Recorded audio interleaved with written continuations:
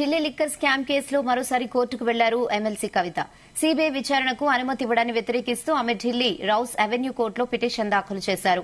CBI దరఖాస్తు తనకు అందించలేదని కవిత తరపు న్యాయవాదులు కోర్టులో పిటిషన్ వేశారు. కవితను సీబీఐ ప్రశ్నించే అంశంపై విచారణ జరపాలని కోరారు. ప్రస్తుతం తీహార్ జైల్లో ఉంది కవిత. అయితే లిక్కర్ స్కామ్ లో కవితను విచారించడానికి అనుమతి ఇవ్వాలని సీబీఐ పిటిషన్ వేయగా కోర్టు అనుమతి ఇచ్చింది. ఈ నిర్ణయాన్ని వ్యతిరేకిస్తూ కోర్టును ఆశ్రయించారు ఎమ్మెల్సీ కవిత.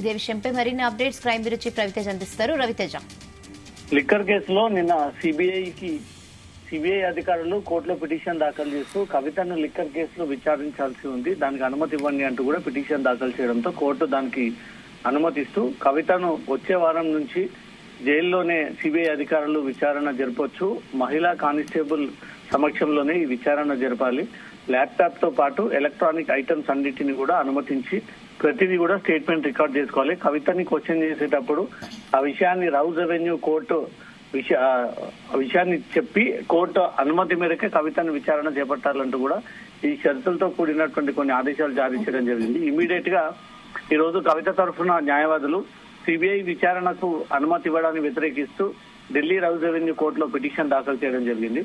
సిబిఐ దరఖాస్తు తనకు అందలేదని కవిత తరపు న్యాయవాదులు కోర్టులో ఈ పిటిషన్ పొందుపరుస్తున్నప్పుడు ఆ విషయాన్ని కూడా తెలియజేయడం సమాచారం అందుతుంది. కవితను సిబిఐ ప్రశ్నించే అంశంపై ఈ పిటిషన్ పై విచారణ జరపాలని ప్రస్తుతం తీహార్ జైల్లో ఉన్నటువంటి కవిత లిక్కర్ స్కామ్ లో విచారించడానికి అనుమతి ఇవ్వాలంటూ కూడా సిబిఐ పిటిషన్ వేయగా కోర్టు అనుమతి ఇవ్వడము, ఈ నిర్ణయాన్ని వ్యతిరేకిస్తూ మాత్రం కవిత తరపున న్యాయవాదులు కోర్టులో పిటిషన్ దాఖలు చేస్తూ ఈ దరఖాస్తు తమకు అందలేదని, ఈ విషయంపై ఈ పిటిషన్ పై విచారణ జరిపించాలని, సిబిఐ ఈ కేసులో ఇన్వాల్వ్ అవ్వకుండా, సిబిఐ ఈ కేసుని విచారించకుండా తమకు అనుగుణమైనటువంటి ఒక ఆదేశాలు కావాలంటూ కూడా ఈ పిటిషన్ ఉద్దేశంతో రౌజ్ అవెన్యూ కోర్టులో పిటిషన్ దాఖలు చేయడం జరిగింది. దానిపైన కోర్టు ఈ రోజా లేదా రేపు విచారణ చేపట్టి సిబిఐ ఆ విచారణ సంబంధించినటువంటి అంశం పైన కవిత న్యాయవాదులకు ఆ వివరాలు ఎందుకు తెలియజేయలేదనే విషయాన్ని కూడా సిబిఐని అడిగేటువంటి అవకాశం ఉంది.